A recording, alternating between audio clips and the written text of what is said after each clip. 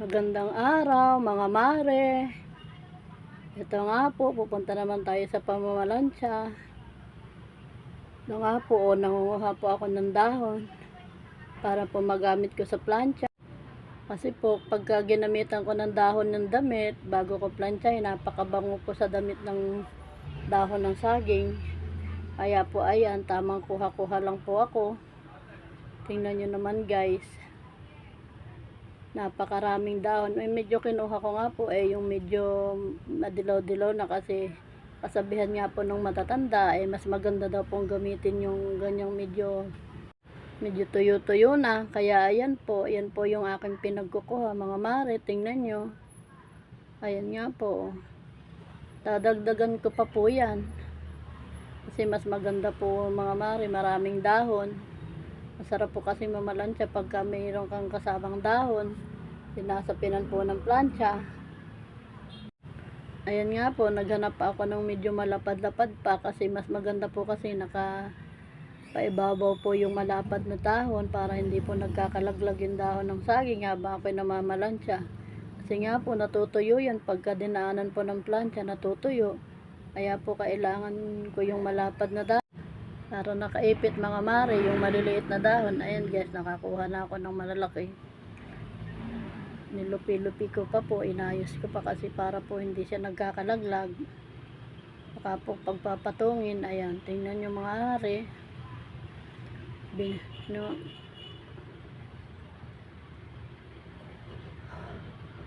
Ayan mga mare, kaya tamang kuha pa uli ako ng dahon.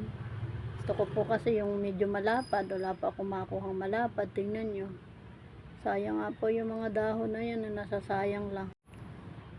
Kaya po ayan mare, tingnan nyo, ayan, nilupi-lupi ko na nga po. Tiniklop ko kasi kailangan po siya nakaklip para po hindi nagkakalaglag yung dahon. Ayan nga po, nakikita nyo, may nakita pa akong bunga na napakadaming bunga. Malaking buwig po siya ng mga mare. Tingnan nyo, ayan nga po, ako'y naglakad-lakad na. Papunta na po ako dun sa may-ari ng bahay na aking paplantsahan. Ay nako talaga mga mare, ang buhay planchadora, ganyan lang po talaga. Kailangan ko po talagang gumawa ng paraan. Kahit po napakainit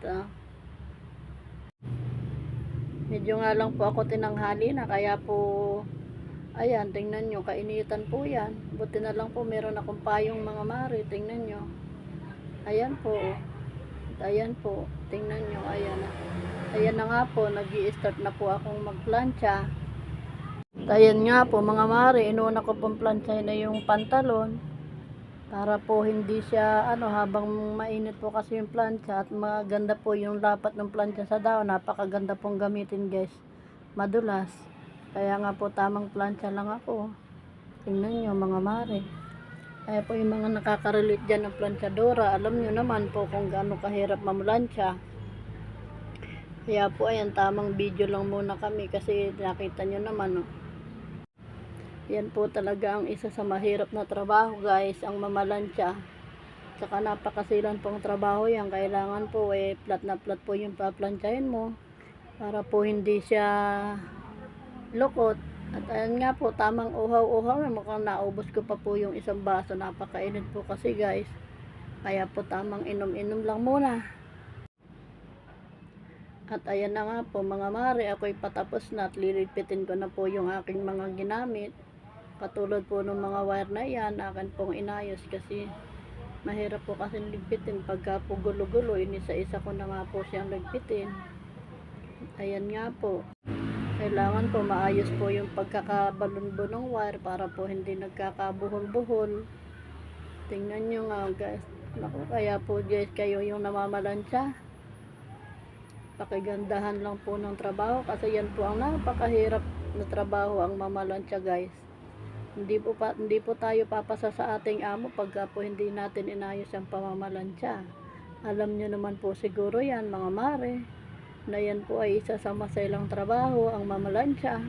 Ayan nga po, niligpit ko na rin po yung aking electric pan at ako nga po ay patapos na.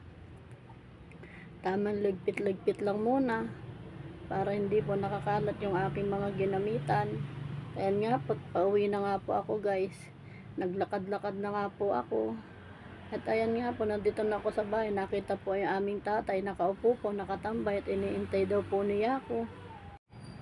Bakit nga daw po ako hinapon na ng pag-uwi?